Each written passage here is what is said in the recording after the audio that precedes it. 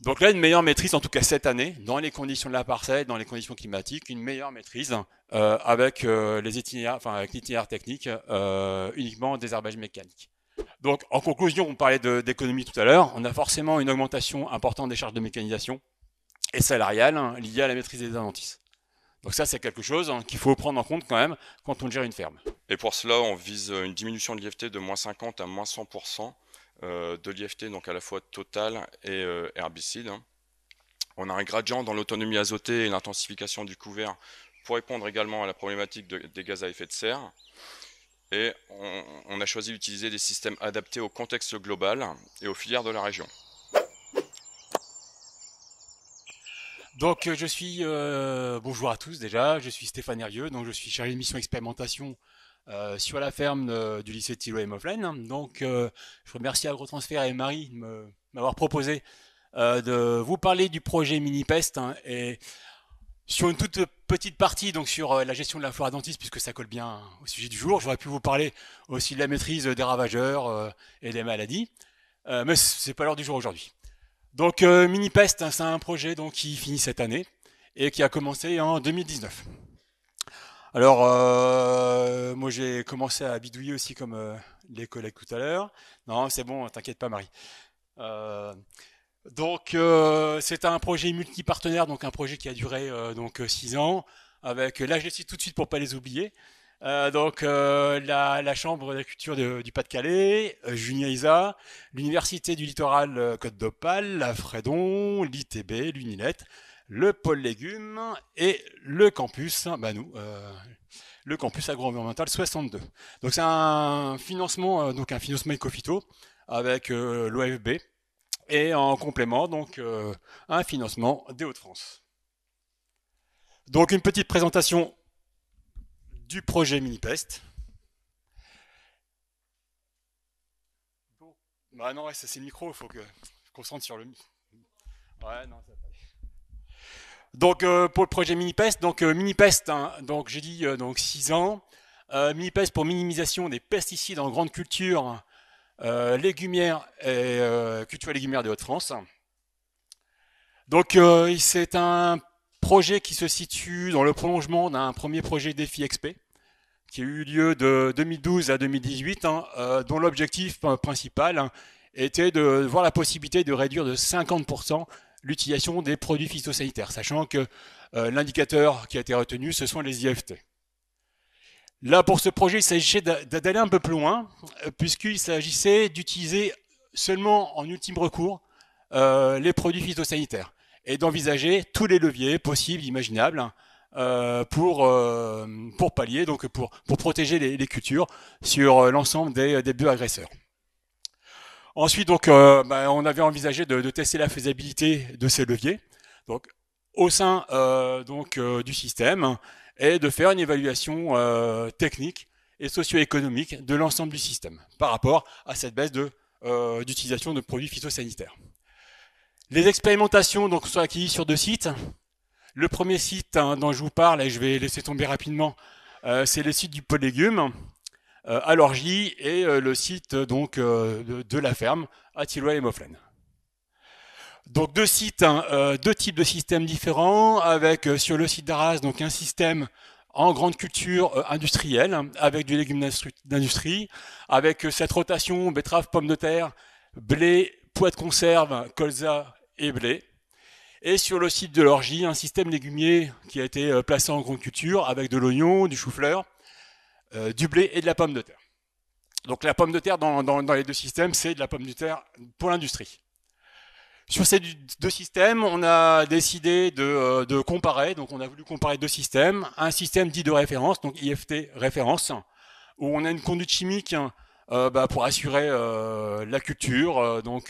On parle aussi de conduite agriculteur et aussi donc une modalité IFT réduction où là, comme j'ai dit tout à l'heure, l'idée c'est d'utiliser en dernier recours les produits phytosanitaires avec un objectif assez démentiel qui est de moins 70% sur les IFT, donc sur l'ensemble du système. Alors je vais me concentrer sur la partie adventiste qui n'a pas été forcément très, très évidente pour moi. Sur les prochaines diapos, je vais vous présenter donc les outils qu'on a envisagé et qu'on a mis en place effectivement pour baisser les IFT herbicides. Pour cela, je vous présente donc le schéma décisionnel qu'on a mis en place sur l'IFT Ready, sur la modalité réduction, sur le site de Tilloy les Mauves-Plaines. Donc on retrouve ici la rotation. Premier type d'action, donc réaction sur le stock ou sur le cycle avec l'utilisation du labour et du phosmi. Donc labour uniquement avant des cultures de printemps et le phosmi quand c'est possible. À une petite nuance près, c'est que le labour, en fait, on avait exactement la même règle de décision dans l'itinéraire de référence, donc c'est pas une action supplémentaire par rapport à cette IT4 référence. Contrôle physique, donc du désherbage mécanique, là aussi quand c'est possible, avec les outils qu'on a. Donc je vais vous montrer tout à l'heure un type d'outil. Donc on a une air streffler de 9 mètres et une bineuse notamment. Et aussi en complément, donc je l'ai ajouté un peu parce que c'est quelque chose qui me semblait intéressant, c'est l'utilisation de plans de compagne dans le colza. Plans de compagne pourrait éventuellement faire concurrence aux adventices. La lutte chimique en complément, donc notamment sur la betterave, mais forcément pas en plein, avec l'idée de traiter sur le rang. Et sur le pois de conserve, donc des traitements à dose réduite, notamment en prélevé. Et pour finir, sur le blé, l'idée de retarder le semis, on en a parlé déjà tout à l'heure. Donc date de semis après systématiquement le mois octobre, alors que sur la modalité de référence, il a été choisi plutôt de semer début octobre. Donc ça, c'est ce qu'on voulait faire. Donc on passe la RC tri, donc les trilles, elle gratte, les dents, elles grattent le dessus de la butte et aussi un peu en dessous, donc une tréfleur. Ensuite, voilà. Donc ensuite, pour remettre, puisque ça désagrège un peu les buttes, pour remettre les buttes en place, on peut passer aussi un butoir, et le butoir on peut utiliser aussi en solo, donc jusqu'à la fermeture des rangs. Après, je vous montrerai quelques résultats de ces techniques. Donc, je vous dis ce qu'on avait envisagé, un petit exemple de ce qu'on a réellement fait. Maintenant, je vous montre sur deux tableaux différents donc ce qu'on a réellement mobilisé comme levier pour diminuer les IFT. Donc là, vous avez un tableau qui montre en fonction des cultures les différentes interventions qui ont été prévues et le bilan sur la dernière colonne. Donc sur la betterave sucrière, donc première, on avait prévu du désherbage mécanique. Si on voit le bilan, en tout cas du binage, on en a fait tous les ans, au moins 2 voire 3 passages de binage et parfois un complément avec la RC tri. Donc parfait, très bien, on arrive à mobiliser ce levier facilement. En complément, j'ai dit désherbage chimique sur le rang. On a donc 2 fois voire 3 passages de désherbage chimique donc en localisé, au lieu de 4 en plein sur la modalité donc de référence. Donc quelque chose d'intéressant. Pommes de terre de la même façon, des herbages mécaniques, donc des herbages mécaniques, on en a réalisé quasi chaque année, sauf en 2020 où en fait par technique on a réalisé une prélevée donc il n'était pas nécessaire de passer en désherbage mécanique. En revanche, zéro phosmi. Et ce qui rassure, une seule année, on est obligé de faire du rattrapage avec de la métribusine. Sur le pois, c'est un peu plus compliqué. Phosmi, on a pu réaliser aucun phosmi. Le désherbage mécanique, 3 années sur 5. On passe un peu l'année 2022 où on avait décidé cette année pour innover de faire un flageolet. Parce que en plus dans ce projet, le pois c'était une catastrophe, gros problème de parcelle, a priori. Et en réduction de dose, on a réussi d'en faire en 2020, 2022, 2023 et 2024. Pardon, pas 2022 puisqu'on était en flageolet, mais on a réussi à faire en localisé. En 2021, on était obligé de faire un rattrapage en pleine dose. Et si vous regardez donc ce qui a été fait, on avait fait un herçage en PSPL, donc le herçage en PSPL, en tout cas en poids, ici, donc à l'aveugle, a été complètement inefficace. Après, il y a des personnes de l'INILET, peut-être que viendront compléter mes propos. Sur le blé, donc là on passe aux cultures d'hiver, les blés 1 et 2, donc les 2 blés de la rotation. En semi-tardif, on a réussi donc de faire semi-tardif du 25-10 au 25 novembre pour ça, de mémoire, mais je relis en même temps. Bon, c'est facile à faire, sauf que pour comparer dans l'idée du projet, en 2020 à 2024, on est obligé de semer les deux modalités. Donc en même temps pour des raisons climatiques et notamment en 2024, hein. Vous vous souvenez puisque c'est assez récent, euh, les semis ont été retardés pour ceux qui n'avaient pas réussi à semer avant le 15 octobre. Désherbage mécanique, hein, on a seulement réussi à faire des passages de RC-trille soit à l'aveugle, soit donc en automne, soit au printemps, mais une année sur deux seulement. Et un seul faux semis a pu être réalisé pendant les 6 ans. Donc c'est le seul faux semis qu'on a réussi à réaliser pendant les 6 ans sur l'ensemble des cultures. Colza, plan de rattrapage systématique, donc c'est un hic, hein. On a réussi de temps à temps à placer un levier, mais avec un rattrapage systématique, hein. Ensuite, hein, dans le colza, donc plan de campagne, on a réussi, bon, c'est pas très difficile, mais le problème c'est qu'on a très souvent peu de levées efficaces. C'est une question de parcelle, hein, c'est pas quelque chose de général, mais c'est sur la parcelle en question.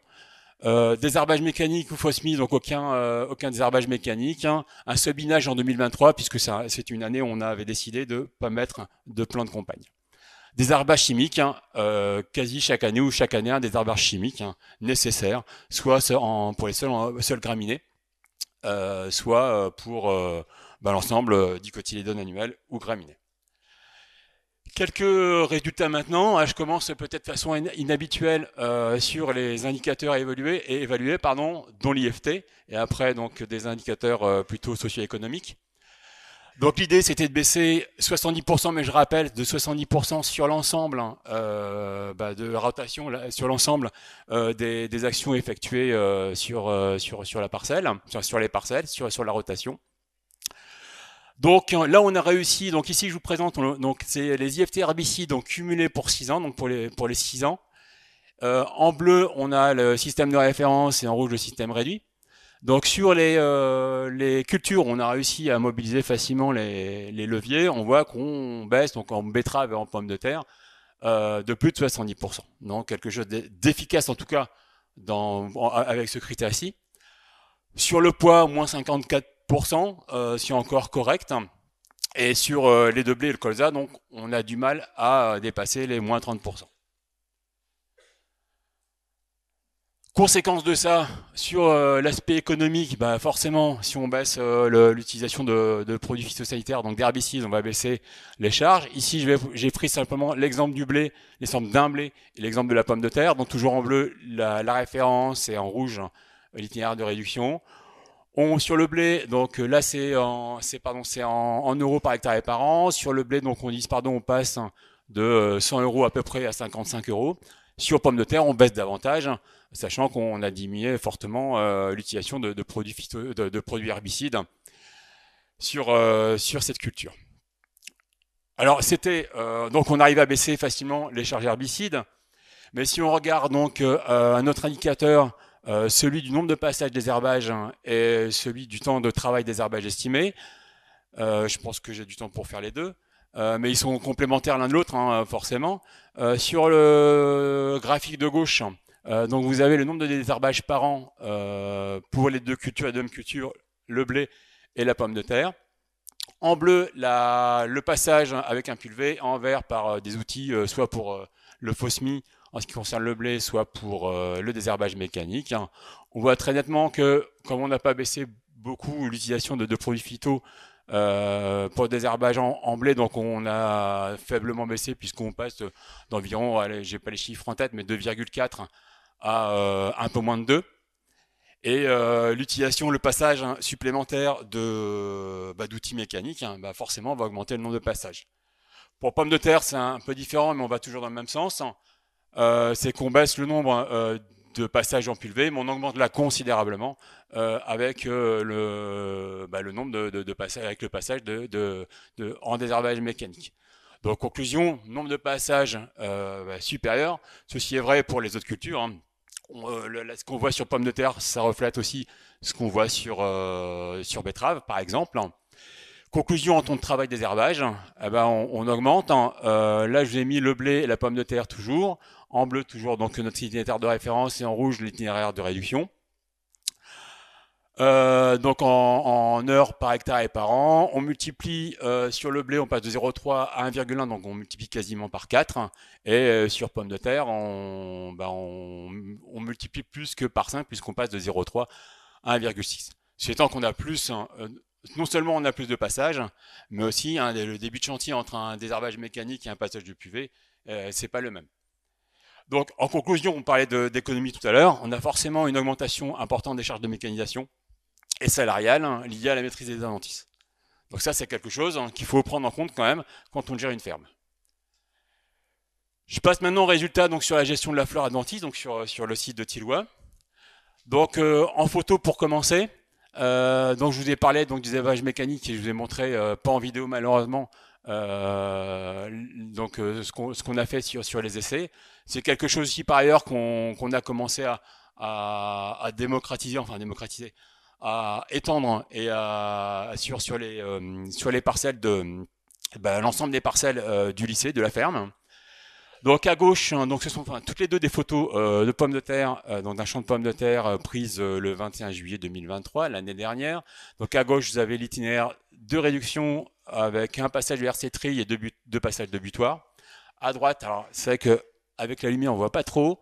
L'IFT de référence avec un traitement prélevé plus un passage de butoir pour essayer de rattraper le manque d'efficacité qu'il y a eu sur la prélevée. Donc, mais à gauche, la parcelle est plutôt propre. À droite, je ne sais pas si vous voyez, on voit pas mal de kénopodes sur la gauche, des petites fleurs jaunes, c'était du laitron des champs, donc une vivace, et un peu les petites taches verdâtres, un peu claires, c'est de la folle avoine. Donc là, une meilleure maîtrise, en tout cas cette année, dans les conditions de la parcelle, dans les conditions climatiques, une meilleure maîtrise avec l'itinéraire technique, uniquement désherbage mécanique. Alors, pour aller dans le même sens, cette année, même chose, donc des photos du 28 juillet. En haut, l'itinéraire de référence avec un traitement prélevé. En bas, itinéraire réduction avec un passage de RC tri, deux passages de butoir. On est dans l'interbut, c'est tout vert dans l'interbut de la photo du haut, avec de la renouliseron principalement et du fumeterre. Et donc la renouliseron qui couvrait bien les buts cette année. Et en bas, donc une interbut plutôt propre avec quelques repousses de dicotylédone qu'on voit dans le fond de la butte. Donc ici, efficacité pour moi du désherbage mécanique qui peut être un levier effectivement intéressant, en tout cas sur la pomme de terre. Blé maintenant, donc c'est un blé 2022. Je vais vous présenter ces résultats-là. Donc c'est encore un résultat un peu technique. Donc si vous avez donc représentation sur un comptage du 22 février, donc avec un semis le 27-10. Donc là, oui, pardon. On est sur un itinéraire tous les deux de réduction. Donc je n'ai pas comparé avec l'itinéraire technique de référence. Ce qu'on voit ici, donc, c'est le nombre de villepins par mètre carré compté donc, dans le blé de colza, donc présent de colza en premier, et à droite, le blé donc, de pommes de terre. Donc le blé, avant le blé, il y a ces pommes de terre et puis betterave. Ce qui saute aux yeux, avec la même date de semis, c'est le nombre considérable de vulpins qu'on a dans le précédent colza. C'est quelque chose, c'est pas la seule année, j'aurais pu mettre d'autres années ou compiler les données, mais c'est des choses qu'on peut voir couramment. Donc, il semblerait qu'il y ait un effet précédent important. Et juste pour montrer que aussi le désherbage mécanique marche aussi en blé, on a passé une RC tri le 4,03 et le comptage du 8 mars montre qu'il y a un effet quand même considérable sur la destruction des vulpins ici en particulier. 20 vulpins au mètre carré, c'est encore quelque chose sur lequel, c'est pas complètement parfait, mais c'est quand même mieux que 90. Alors, blé 2024, ce sont les dernières données que je vais vous montrer avant de passer à la conclusion. Blé 2024, alors pour nous, c'est une année particulière. Pourquoi? Parce qu'on est en 2024, donc c'est la dernière année, et il y a eu 5 ans de rotation avec différenciation des parcelles. En plus de ça, on a eu la chance, entre guillemets, de ne pas pu avoir semé les blés avant le 25 novembre. Les deux modalités, référence et réduction, ont été semées le même jour. avec un herbicide le même jour, donc exactement le même itinéraire technique, mis à part l'anti-chardon qui était fait uniquement sur l'IFT de référence. Et là, si vous voyez en bas, regardez en bas de la parcelle, on voit nettement le manque ici au niveau des petits chardons. Les années précédentes, le chardon était systématiquement géré chimiquement. Si on regarde maintenant avec des chiffres, ici je vous propose sur les deux graphiques du haut, donc c'est un comptage de la flore adventice, donc en rouge, dicotylédone annuel et graminées en bleu.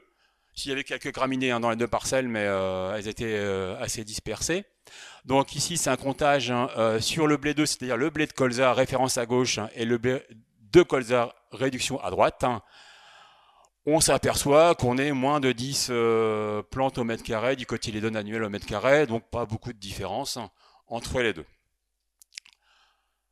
Ensuite, si on regarde le blé de pomme de terre, à gauche toujours la référence et à droite le blé réduit. Donc toujours la même date, le 11,04. Alors c'est pas la même chose puisqu'on double la quantité d'adventices et notamment des dicotylédones annuels. Alors si on regarde sur les autres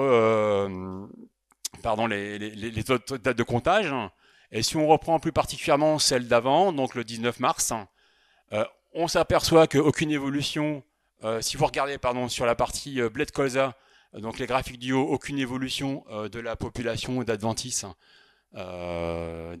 notamment des dicotes annuels. Alors que si on regarde en bas, entre le 19,3 et le 11,4, que ce soit dans la modalité de référence ou la modalité réduite, donc du blé de pomme de terre, on a une apparition, en tout cas une levée très importante de dicotylédones annuels. Sachant que ces dicotylédones, ce sont principalement des renouvellisons et quelques morels. Et systématiquement, forcément comme c'est des relevés, donc plutôt en stade cotylédon ou de feuilles. Donc, je vous rappelle, je vous remets ici, donc la question CFA précédent, c'est un levier sur lequel on peut jouer.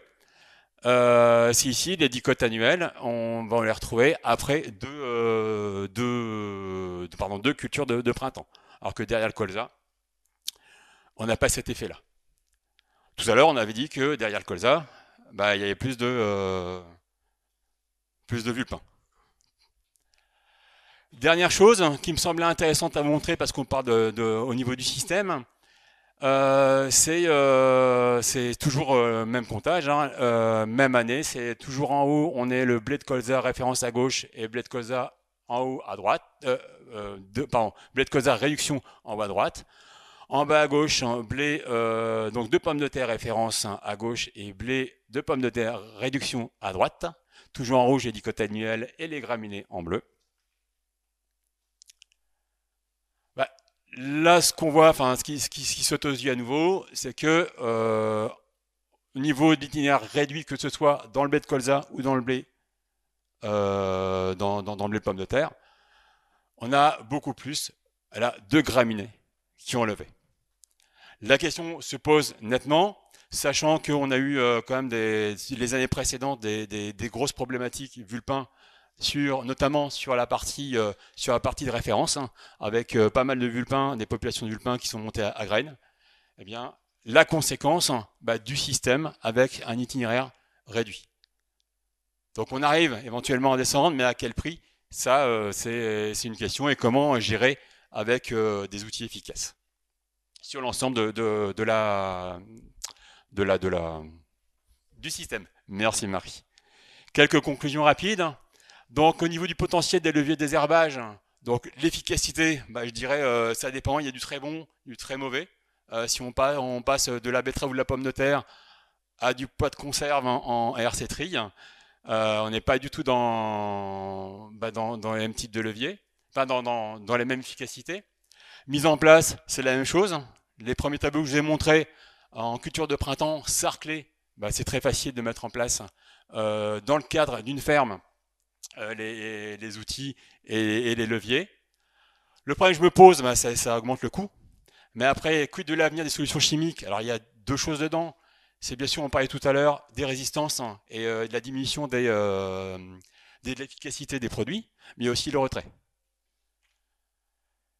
Et ensuite, hein, sur un système où on a une évolution donc des adventices à long terme qui potentiellement peut augmenter si on n'arrive pas à bien gérer avec l'absence de chimie, ceci, ça pose un problème. Donc, question, donc, je reviens un peu, je pense que c'est la thématique. Il faut innover dans les leviers, travailler sur la prophylaxie, qu'on n'a pas réussi notamment avec, on a fait, je vous rappelle, on a fait qu'un faux semis seulement sur l'ensemble des cultures et de la rotation.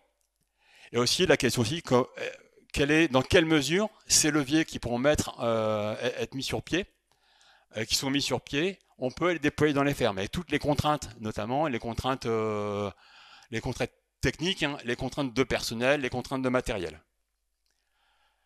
Pour finir, donc je vous présente, comme je vais parler du deuxième volet de défi XP, donc mini pest. Hein, on met on met en dépôt cette année un troisième volet du projet défi XP, où là on va toujours travailler l'utilisation en dernier recours des produits phytosanitaires, mais on va compléter, on va aller plus loin encore.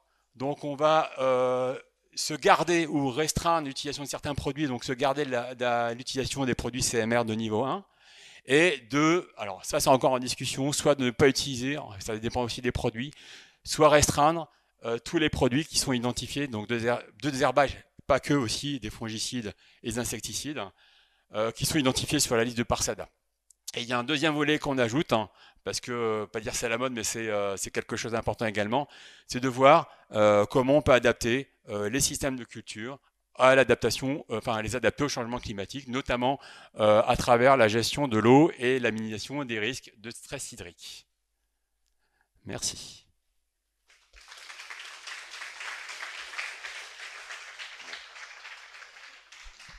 Du coup, on a prévu de fonctionner avec les deux présentations, puis un temps d'échange. Du coup, Stéphane, je t'invite à t'asseoir. On passe la main à Sébastien. Et ensuite, vous pourrez leur poser les questions à tous les deux. Bonjour à tous. Donc moi je suis Sébastien Darras, je travaille à l'unité expérimentale Grande Culture, Innovation, Environnement, donc à Estrémons, à l'INRAE d'Estrémons. Et donc aujourd'hui j'interviens pour vous présenter un projet qui s'appelle Système EcoPlus et du coup qui est mené dans le cadre du plan EcoPhyto et de l'appel à projet Défi XP version 2. Et donc ce projet, pareil, est multi-partenaire. Donc il y a 3 unités INRAE, donc mon unité expérimentale, l'unité mixte de recherche bio-éco-agro, donc basée à Estrémons, l'unité mixte de recherche Eco6 et agrotransfert ressources et territoires. Et il y a également d'autres partenaires du projet, donc je pense notamment à la Chambre d'agriculture de la Somme, l'ITB et Terra Innovia. Donc je vais vous présenter, dans la présentation du projet, on va retrouver les objectifs, les caractéristiques du dispositif, les modalités et les leviers agronomiques qui ont été testés. Donc au niveau des objectifs du projet, on a 3 objectifs majeurs. Donc le premier, c'est de mettre au point des systèmes de culture innovants. Et pour cela, on vise une diminution de l'IFT de moins 50 à moins 100% de l'IFT, donc à la fois total et herbicide. On a un gradient dans l'autonomie azotée et l'intensification du couvert pour répondre également à la problématique des gaz à effet de serre. Et on a choisi d'utiliser des systèmes adaptés au contexte global et aux filières de la région. Le deuxième objectif, c'est d'évaluer ces systèmes de culture en faisant l'hypothèse que les leviers qui permettent de réduire l'utilisation des pesticides permettent aussi la réduction d'autres impacts environnementaux et améliorent le bilan gaz à effet de serre. Donc pour cela, on va s'attacher à étudier des indicateurs comme la faisabilité des systèmes et la performance sociale, donc au niveau particulièrement du temps de travail. On va bien sûr travailler sur les rendements, les marges, on va mesurer les IFT, la maîtrise des bioagresseurs, et ensuite on a une série d'indicateurs environnementaux comme la balance azotée, les fuites de nitrates, le bilan gaz à effet de serre et le transfert des pesticides dans les eaux et dans les sols. Et enfin, on a un troisième volet, un troisième objectif qui est de faciliter l'appropriation des résultats par les agriculteurs, et notamment, comme on le voit sur la photo, en accueillant des groupes au champ et en discutant avec eux. Donc voici les caractéristiques du dispositif expérimental. Donc on est sur une zone, sur un sol de limon profond avec une pluviométrie de 662 mm annuelle. Donc on se situe sur la station expérimentale INRAE à Estrémons dans la Somme. Donc dans une zone de grande culture, on va retrouver des betteraves sucrières, du blé, du colza, du pois, de l'orge, du maïs, mais également des légumes industriels de plein champ. Donc c'est des expérimentations qui sont sur le long terme. Donc en fait la particularité du dispositif, c'est d'être réparti sur 2 plateformes. Donc on a une plateforme ici qui est expérimentée depuis 2012 via l'appel à projet Défi XP Ecophyto 1. Et ici la deuxième plateforme qui elle a débuté en 2018 avec l'appel à projet Défi XP V2. Donc et on a une taille de parcelle qui est de 0,4 à 0,5 hectares, ce qui nous permet d'utiliser du vrai matériel agricole.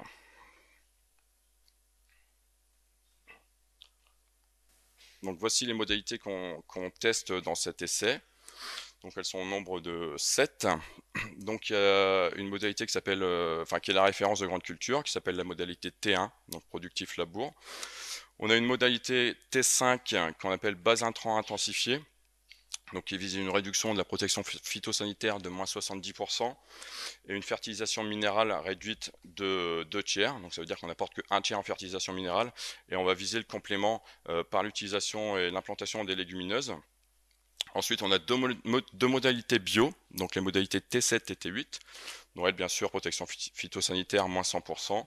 Et ce qui va les différencier, c'est la stratégie de gestion des adventices, donc en mécanique pour le T7 et en couverture du sol pour le T8. Et ensuite, on a trois modalités betteravières, donc qui sont les modalités B0, B1, B2. Donc la modalité B0, c'est la référence agriculture raisonnée du système betteravier. Donc elle est conduite sur les conseils de la Chambre d'agriculture de la Somme. La modalité B1, qui est le système betteravier avec un objectif de réduction de moins 50% de l'IFT. Donc dans cette modalité, on va utiliser des leviers qui sont validés et où on maintient les filières locales. Et ensuite, on a la modalité B2, donc, qui vise une réduction de moins 70% de l'IFT. Et ici, qui est un système plus exploratoire, où on va s'affranchir des filières possibles et où on va utiliser des leviers plus innovants, des stratégies chimiques différentes et des cultures associées, par exemple.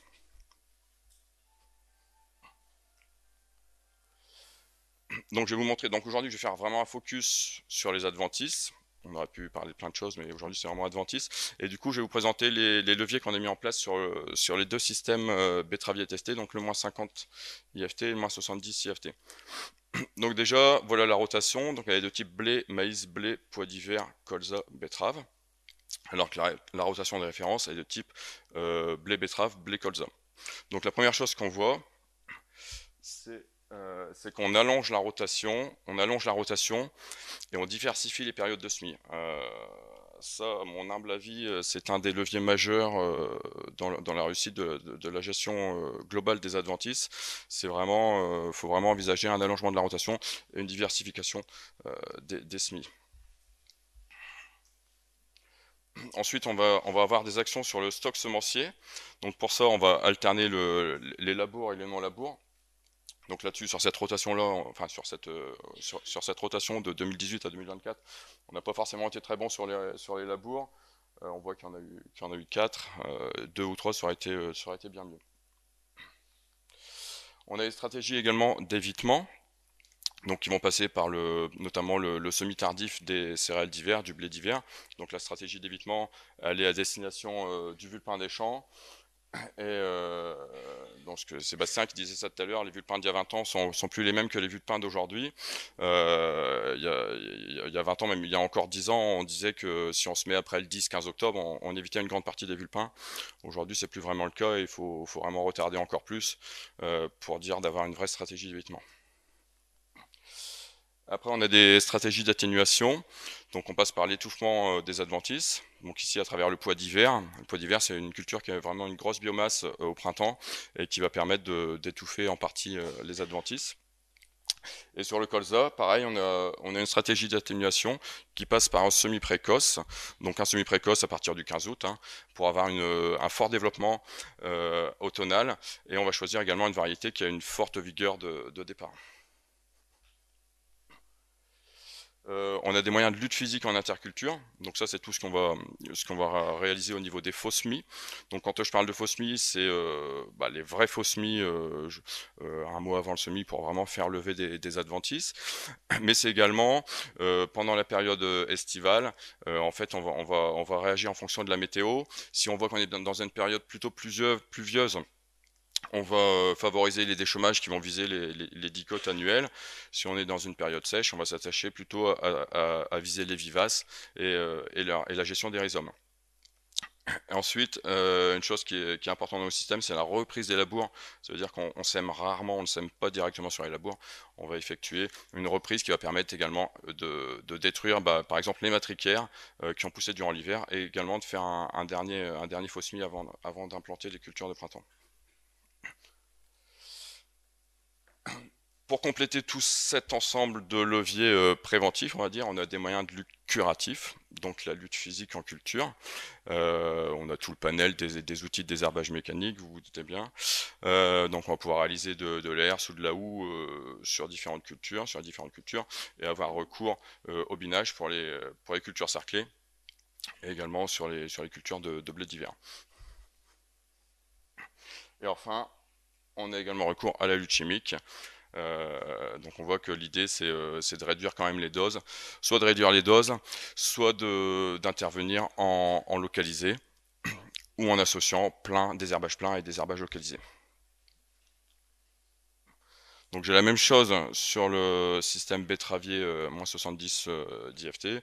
Bon, je vais passer beaucoup plus vite parce que on a déjà vu pas mal de choses. Donc on retrouve le même levier allongement de la rotation, les mêmes leviers d'action sur stock, les stratégies d'évitement, les stratégies d'atténuation, les moyens de lutte physique, les luttes physiques en culture et les moyens de lutte chimique. Donc on va passer maintenant à l'évaluation de quelques indicateurs qui sont en lien avec la gestion des adventices. Donc on va voir les IFT, les populations adventices, le temps de travail et les marges. Donc voilà un graphe qui présente les réductions d'IFT sur la période 2012 à 2023. Donc ce qu'on voit tout de suite, c'est que les réductions d'IFT sont conformes aux objectifs qu'on s'est fixés en début d'expérimentation. On voit d'office qu'on a une forte réduction de l'usage des pesticides. Donc là, on a notre système de référence, donc le B0. On voit qu'en IFT total, on est presque à 5.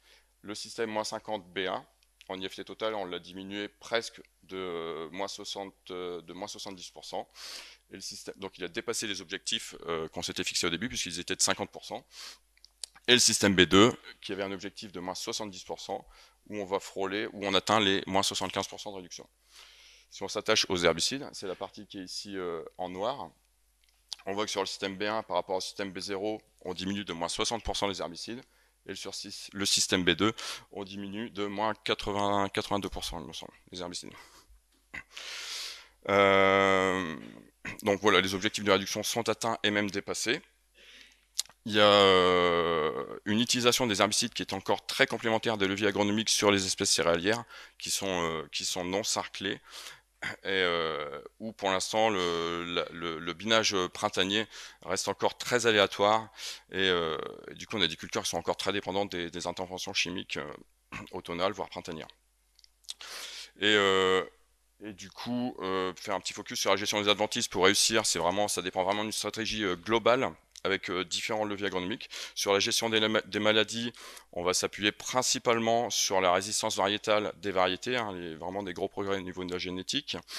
Et ensuite, sur la gestion des ravageurs, on va plutôt travailler sur la gestion de l'itinéraire, où on peut très bien s'en sortir en décalant par exemple des dates de semis et éviter les vols de ravageurs. Donc ça, c'est un graphe sur les densités moyennes d'adventices par mètre carré depuis 2012. Donc on a nos trois systèmes, donc B0 à la référence en jaune, le B1 en rose et le B2 en rouge.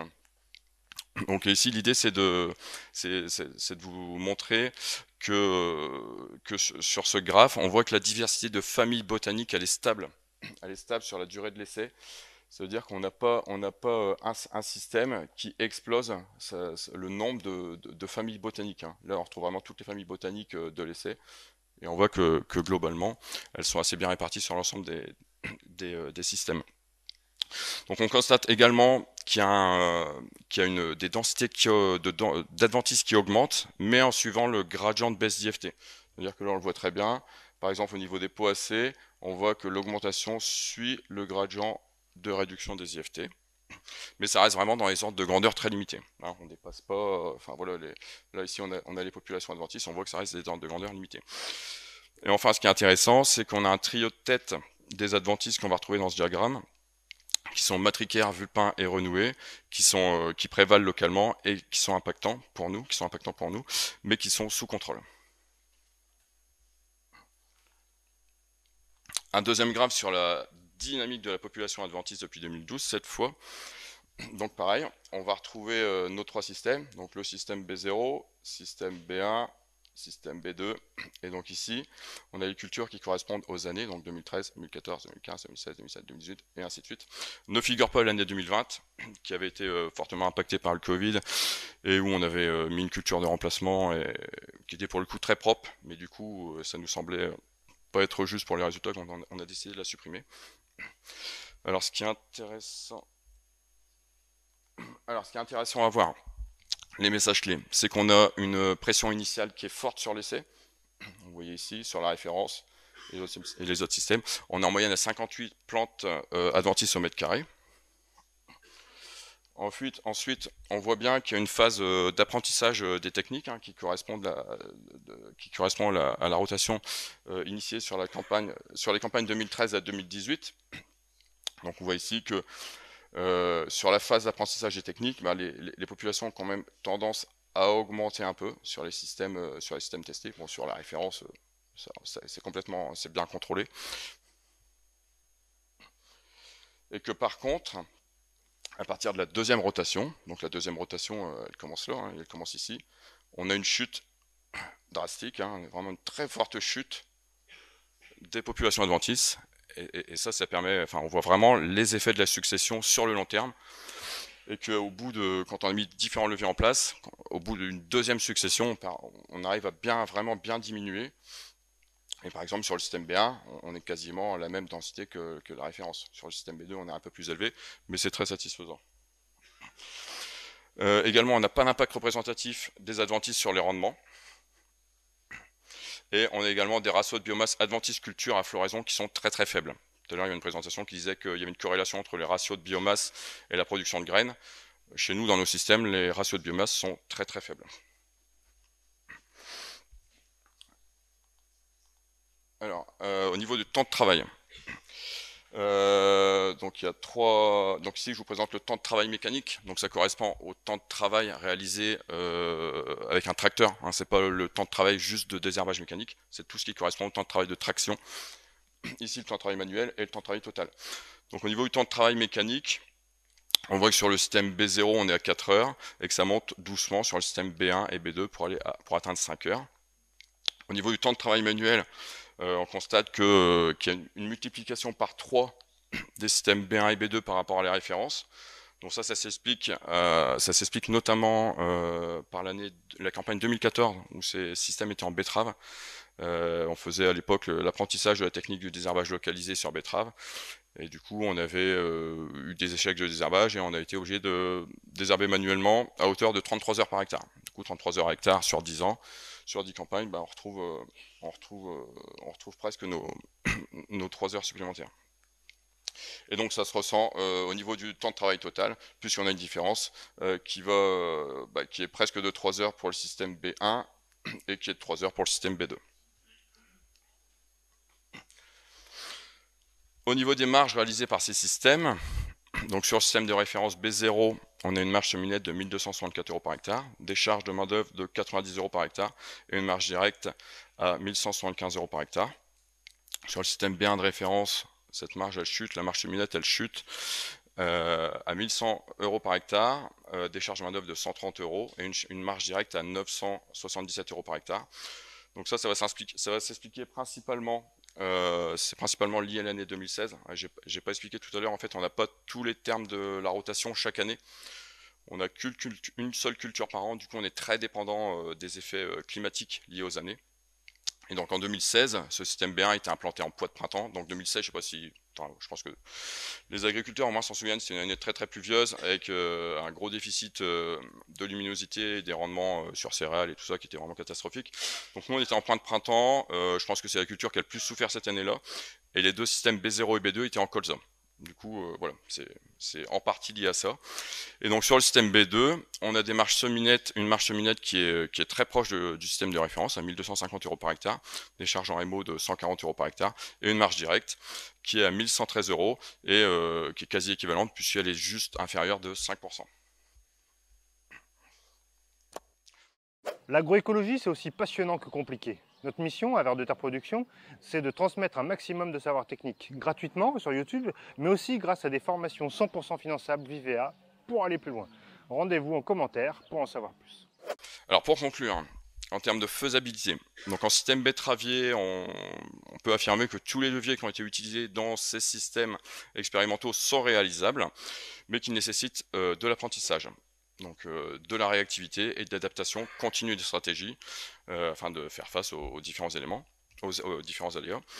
On peut dire également que la diminution forte des pesticides nécessite à minima l'allongement et la diversification de la rotation, que pour aller plus loin vers un usage en ultime recours, comme nous le demande la V3 d'Ecophyto, pour l'instant ça nécessiterait une prise de risque plus grande s'il n'y avait pas une reconception plus profonde du système de culture.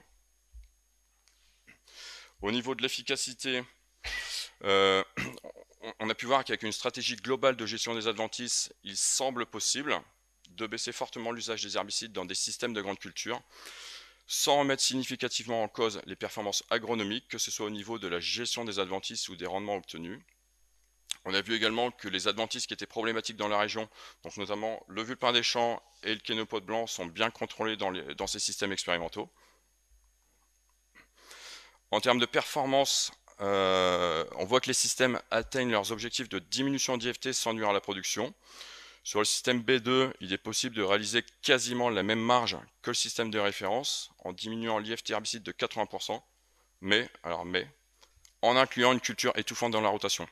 En fait, dans ce système B2, on a inclus sur la première rotation de la luzerne, qui a permis de faire chuter l'IFT, et sur la deuxième rotation du chanvre, qui a permis également de faire chuter l'IFT. Du coup, il y a besoin de développer et d'adapter des filières pour valoriser les nouvelles cultures qui sont nécessaires à la réduction encore plus forte des IFT. Et enfin, en termes de transfert, et c'est ce que j'ai expliqué tout à l'heure, pour lisser l'effet année, on a encore besoin de réaliser un travail de simulation afin de mieux prendre en compte les aléas climatiques dont peuvent être impactés les essais. Voilà, je vous remercie de votre attention.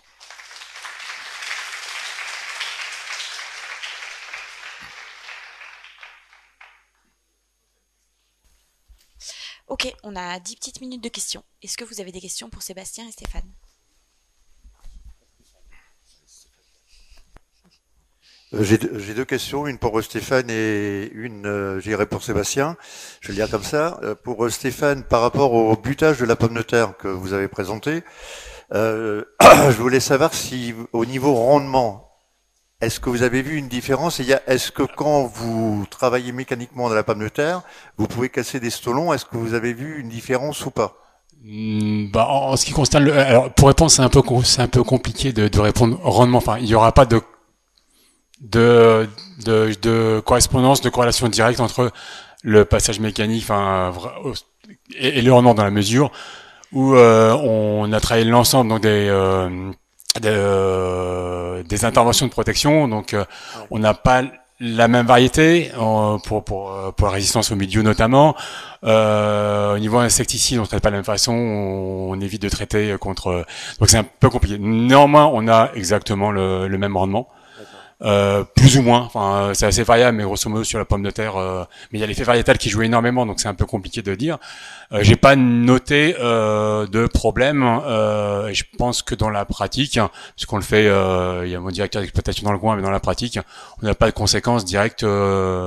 Si on bute avant fermeture des rangs. D'accord.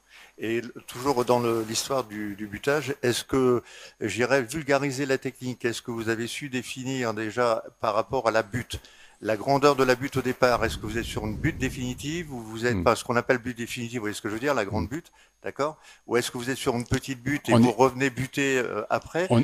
On est sur butte définitive. Sur but définitif. Et ouais. vous arrivez tout de même à ramener de la terre au-dessus. Le truc, c'est que c'est vrai que la butte qu'on refait après le passage de RC-Tri et le passage du butoir, elle est pas aussi belle que la butte initiale. Cependant, là, on utilise du matériel maison, RC-Tri, un trèfleur, qui est déjà quand même quelque chose d'intéressant, et puis un vieux butoir qui, franchement, qui commence à affaiblir. Mais il y a des outils qui sont mis au point, notamment, je pense à Grimm, qui fait un passage 2 en 1. Donc c'est un butoir sur lequel on peut mettre des RC-Tri. C'est là-dessus qu'on risque d'aller, en tout cas sur la ferme. D'accord. Mais bon, le matériel Grimm, c'est pas donné non plus, quoi. Non, mais après en location, je sais, c'est pas en achat propre, parce que là, c'est au moins d'avoir un mécène quelque part dans la salle qui. Et vous avez su définir aussi des dates de passage par rapport au stade de la pomme de terre ou pas? C'est pas précis. On n'a pas dans le cadre du projet travaillé vraiment la technique. On travaille en fait les règles de décision, c'était simple. Jusqu'à le herçage, on va dire jusqu'à 5 cm à peu près. Donc on continue à passer la RC-Tri à partir du moment où on avait des adventices qui levaient, et ensuite jusqu'à fermeture de rang. D'accord. Ok, merci. Sébastien, c'est plus là l'histoire des plantes étouffantes. Comment il faut comprendre ça? Ça veut dire que les mauvaises herbes, les adventices, elles lèvent tout de même, mais elles n'arrivent pas à passer au travers de la culture qu'on a mis? Ou est-ce que il n'y a pas de levée du tout des adventices? Comment il faut le comprendre, ça, étouffante?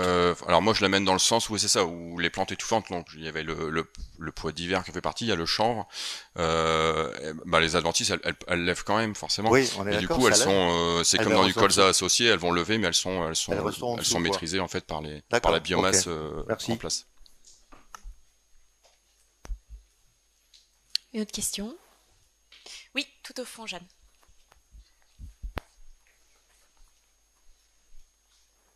Oui, je m'adresse à Stéphane. Vous avez parlé que au niveau des passages de tracteurs, de ce fait-là, il y avait une augmentation avec les outils mécaniques. Contrairement aux herbicides que vous utilisez. Quand vous devrez calculer la balance carbone d'ici 1 an ou 2, qu'est-ce que ça va faire? Parce que ce que vous économisez de balance carbone au niveau des herbicides, vous le dépensez, voire vous le dépassez par la balance carbone de l'autre côté. C'est un peu gênant. Ouais, non, mais je suis entièrement d'accord avec vous. C'est vrai que c'est un des indicateurs qu'on calcule dans le cadre du projet, dans le cadre global. Je l'ai pas mis, mais c'est entièrement vrai. La consommation de carburant, donc qui rentre dans charge de mécanisation également, que je vous ai pas montré. En fait, j'avais eu la possibilité de mettre énormément de graphiques, etc., avec tous les indicateurs technico-économiques et environnementaux, mais je l'ai pas fait. Mais vous avez entièrement raison. C'est une question à se poser.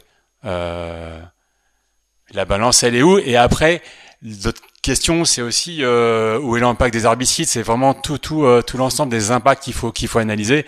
Et je suis d'accord avec vous, c'est pas simple.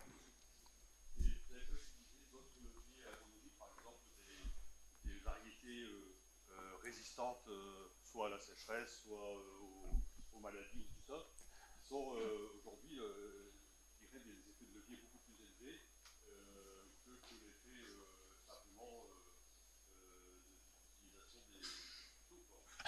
Oui, enfin, c'est ce que disait Sébastien à l'instant. Moi, là, c'est vrai que je me suis concentré sur la partie diminution des effets herbicides. Non, mais c'est vrai que dans le projet, comme dans le projet de l'INRA, on a travaillé les variétés, notamment je parlais tout à l'heure d'une variété pour le mildiou. On a travaillé aussi la présence de variétés associées, notamment dans le colza, pour pour attirer les migettes, donc des variétés précoces, un ensemble de leviers qu'on a mis en place. En effet, ou la betterave par exemple, puisqu'il y a quelqu'un d'ITB ici, donc on met des betteraves qui sont résistantes à la cerco. Sébastien, tu veux peut-être compléter sur ce... Bah, compléter, ouais, non, c'est comme Stéphane l'a dit, hein, enfin, les variétés sont maintenant, enfin, très résistantes et celles qu'on utilise dans les XP, enfin, dans ces XP en tout cas, elles sont vraiment choisies dans ce sens. Ouais, après, parler de résistance à la sécheresse, pour l'instant, j'en connais pas encore en pommes de terre. En pommes de terre, ça commence à... Et c'est en effet pour la fin, donc c'est quelque chose qu'on veut travailler sur la V3, enfin notre D3 à nous, de défi XP, c'est la tolérance à la sécheresse, via notamment des tolérances variétales. Et après, pour revenir à l'étude du bilan gaz à effet de serre, donc nous dans l'expérimentation système EcoPlus, il y a un volet gaz à effet de serre. On a des résultats là-dessus. Bon, aujourd'hui, on n'a pas pu les aborder. Et moi, je suis pas spécialiste de ça, c'est plutôt mes collègues. Mais il y a toute une série de résultats qui est paru sur les pages. Enfin, il y a un site qui s'appelle Ecophytopic. Et il y a les pages où on publie nos résultats. Et il y a le volet gaz à effet de serre qui est abordé. Et après, il y a un article scientifique qui va sortir ici en fin d'année, qui va traiter de cet essai-là, et où on aborde la gestion des adventices, le temps de travail, et les bilans gaz à effet de serre au niveau de l'essai. Oui.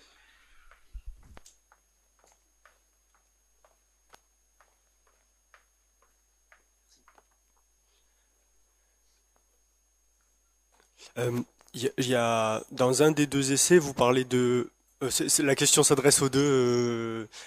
Dans un des deux essais, vous parlez d'usage de produits phyto en en ultime recours, je crois, pas dans l'autre.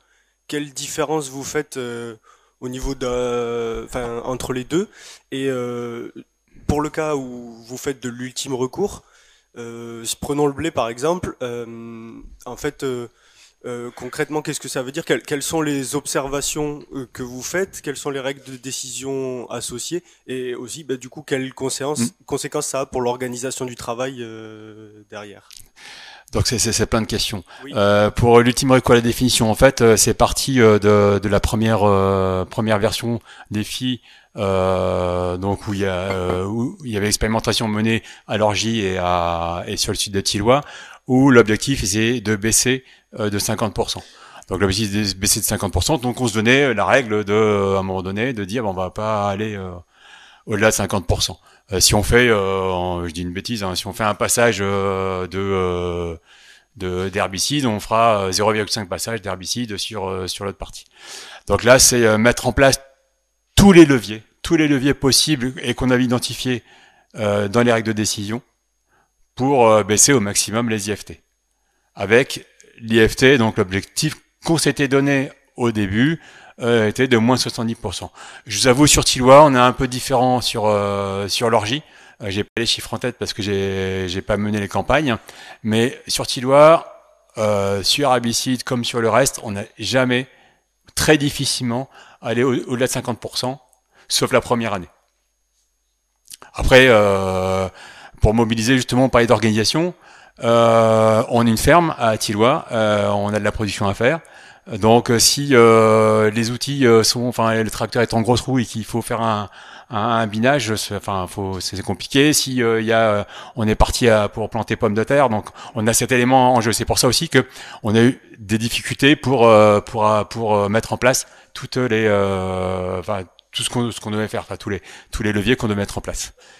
J'ai oublié quelque chose dans votre question, mais moi, je parlais un peu spécifiquement du blé pour prendre une culture, ouais. quoi. C'était du coup un ultime recours, ça veut dire. Alors, ouais.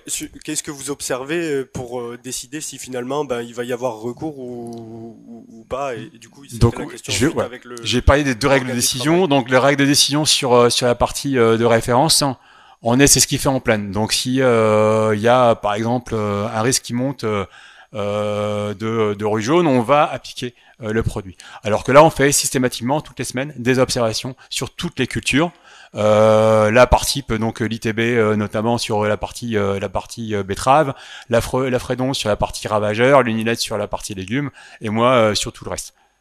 Donc pareil pour le désherbage, on va intervenir en tout cas sur la partie réduction uniquement si on a des levées d'adventice. Et c'est vrai pour les ravageurs. Cette année par exemple, c'est un état extrême parce qu'on a voulu aller jusqu'au bout de la réflexion. On a fait 0 fongicide sur le blé. Donc cette année qui était vraiment une pression, tout ce qu'on veut. Donc forcément on a eu moins 20% si je me souviens bien, moins 20% de rendement. Donc on voit comme les conséquences de la réduction à outrance sans levier, en fait sans pouvoir utiliser de levier des produits. Sébastien? Ouais, alors nous du coup on n'a pas abordé, je pense qu'on n'a pas vu cette version de l'essai en ultime recours. On a surtout visé l'atteinte des objectifs de réduction, hein. On a beaucoup travaillé avec les collègues de la Chambre pour avoir produire quelque chose, mais en limitant fortement les herbicides et les autres produits phyto. Et ça se raisonne vraiment à l'échelle de la rotation. On s'interdit pas une année de mettre une dose assez élevée, par exemple, si c'est nécessaire. Et après, pour revenir sur l'ultime recours, donc là sur la V3 d'Ecophyto, donc pareil, on va redéposer un projet. Donc les dépôts c'est lundi prochain là, donc les projets sont en train d'être finalisés. Là il y a un objectif clairement affiché par le ministère d'avoir